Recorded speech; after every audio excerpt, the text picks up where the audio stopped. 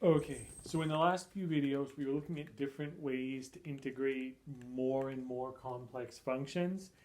And we used this idea of U substitution, which we said was essentially the reverse, the inverse of the chain rule, where we had to look at a problem, maybe something like x times x squared plus 2 squared dx, and say, okay, if this is my original inside function, and I was taking a derivative, the chain rule would make me take the derivative of the inside, which would then give me a 2x, or just an x in this case, on the outside.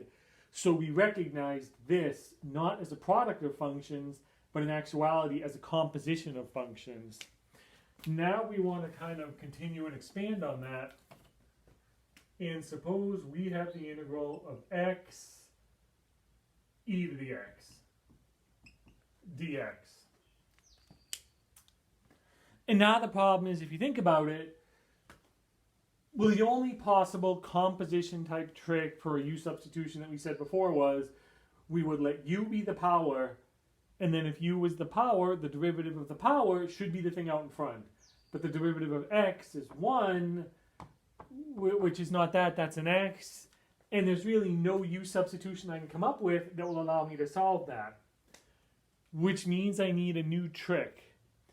And the idea here is, clearly that is not a composition.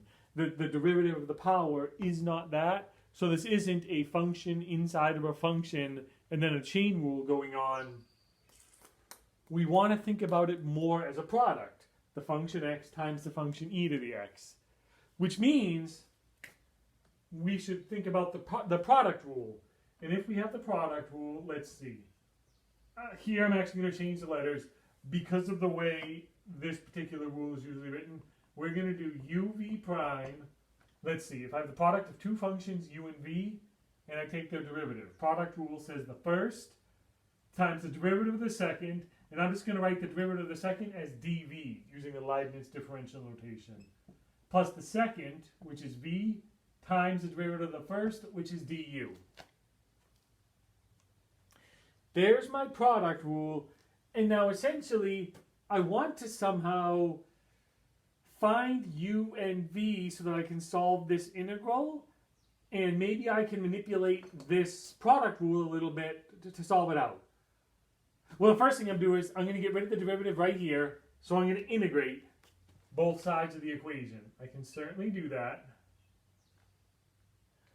On the left, the integral and the derivative cancel each other out, and I'm left with uv equals the integral of u dv plus the integral of v du.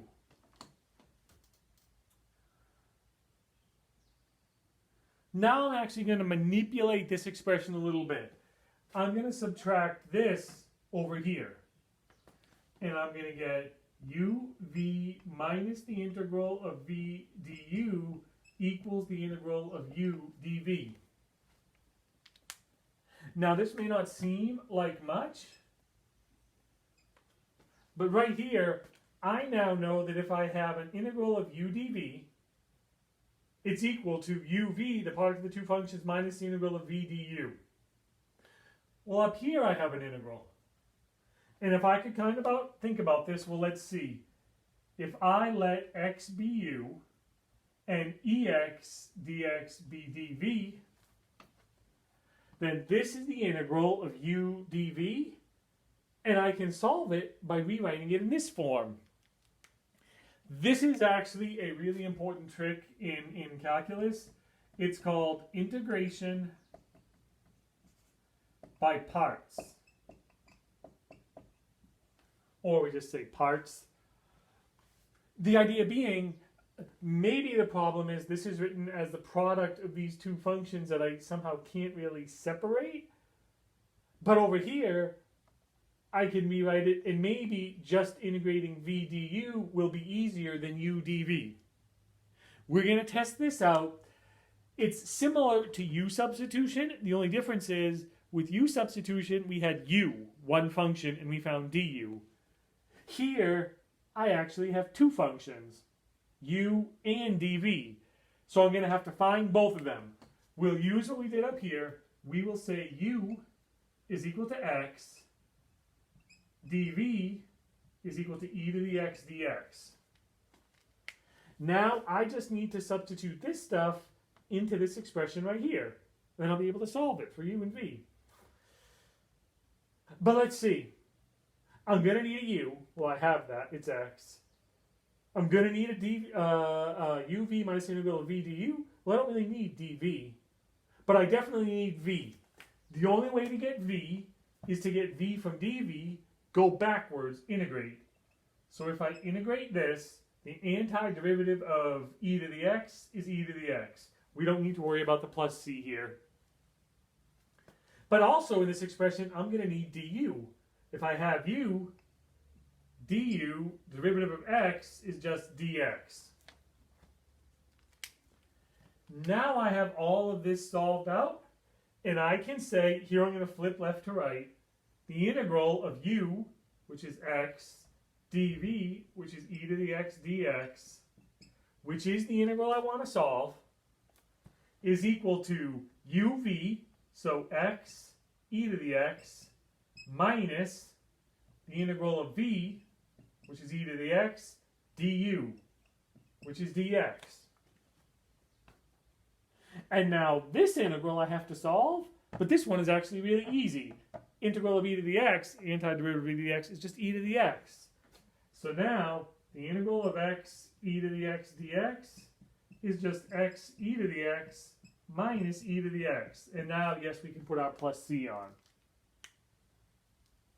And now I've solved this integral by essentially doing really just two substitutions, a u and a dv to get v. And again, this is called integration by parts because you break this integral up into smaller parts. It's a really useful trick. This is the formula you have to have memorized. And again, I've mentioned before, I just memorized these things. That's why I always do them the same way when I was a student. And I remember uv minus the integral of v du, uv minus the integral of v du, uv minus the integral of v du. And I said it over and over until I had it memorized. And the way it works is, again, for every problem, you're going to find a u and a dv, and then you'll find the associated du and v, substitute it and solve. The goal being, if I can't solve this, maybe when I rewrite it, this second integral will be easier for me to solve. So, we're going to do some examples here, just to make sure we understand how to work through with this formula. So, let's see. We'll just keep the integral, the formula up here. uv minus the integral of v du. So in every instance, that's how we're going to try to write it. So suppose we have the integral of x sine x dx.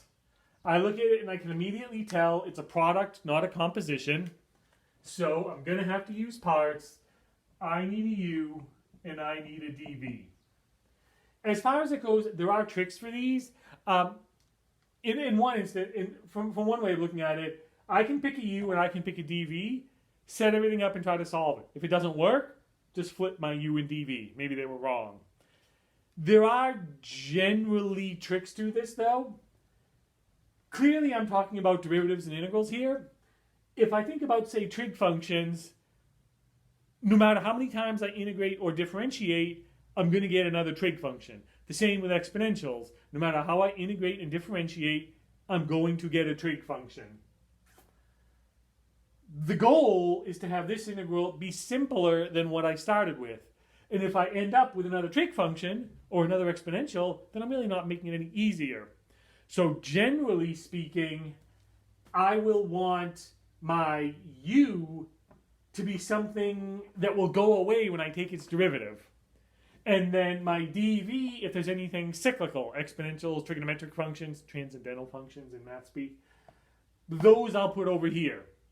So for this, I'll let u be x, I'll let dv be sine x dx. Now, du is just dx, v, the antiderivative of sine, remember going backwards, is negative cosine x. Now we're good to go. Set up my formula. So it becomes u, which is x, v, which is negative cosine x, minus the integral of v, which is negative cos x, du, which is dx. And I get negative x cos x. Negative negative becomes positive. The integral of cos x dx. Negative x cos x. The antiderivative of cosine is sine. And then I do my plus c. And I would point out again, you can always check these. I'm not taking the time to do these because I don't want to make the video overly long. Just take the derivative. Do a product rule here. Take the derivative here. Simplify it out. And we should get what I started with. If you don't, then you know you did something wrong. Okay. Well then, suppose we have this. uv minus the integral of v du. Suppose I have the integral of x squared e to the x dx. Well, now the problem is it's clearly a product, but I also know neither of those is going to go away when I take the derivative. So what do? Well, I'm going to try to at least set it up the same. I will let u be x squared, and I'll let dv be e to the x dx. If I differentiate here, du is 2x dx, v is just e to the x. Now I do my substitution. It's equal to u x squared, v e to the x, minus the integral of v e to the x du, which is 2x, so I'll reorder this. 2x e to the x dx. And now the problem is, well, I still have to solve this integral, and it doesn't appear that I can solve that. It's still another product. But guess what I do? I do integration by parts again. Now I'm going to do integration by parts on this part. I can pull the 2 out, just to get it outside the integral to maybe make it easier on myself. Now, we already know the setup for this. Let u be x, dv is e to the x dx, then du is dx, v is just e to the x. I substitute again, make sure we account for all the negatives and constants and things correctly. That's the biggest issue here. We have x squared e to the x minus 2 times this integral. This integral, integration by parts, is u, v, minus the integral of v, du. Now, distribute the negative 2 in. I get x squared e to the x minus 2x e to the x. Minus 2 minus becomes plus 2 integral e to the x dx. Now this integral I can solve. And I get x squared e to the x minus 2x e to the x plus 2 e to the x plus c. And again, this can seem a little bit cumbersome. It's really not. It's just applying the same trick multiple times. Which means, yes, when solving problems out with integration by parts or with any trick of integration, a lot of times as the problems get, we'll say, more challenging, you end up having to apply the tricks multiple times. But you just go through it step by step. This is a product, integration by parts. Set it up, set up. Oh, now I can't solve this part. That's a product, integration by parts. And just keep on going until ultimately you get a solution.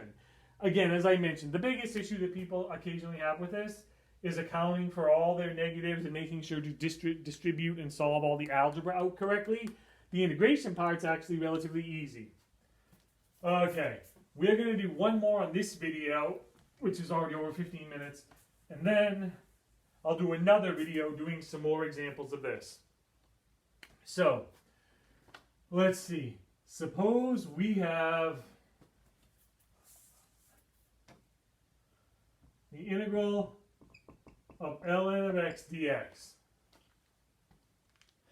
And again, I do stress, we know the derivative of ln of x is 1 over x. We don't know the antiderivative of ln of x. We've actually avoided it.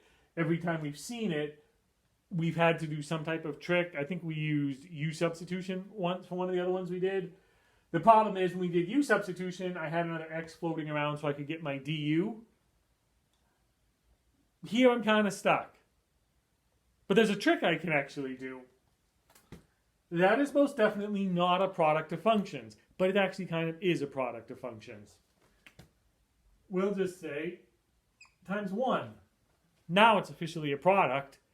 Now I can use integration by parts. So I'll need a u and a dv. And the trick here is it would normally seem to make sense to let u be 1, the easier function, but then du is 0, that doesn't really help me. More to the point, ln of x, if that's my dv, I don't know how to integrate it, which is actually why I'm doing this integration by parts trick.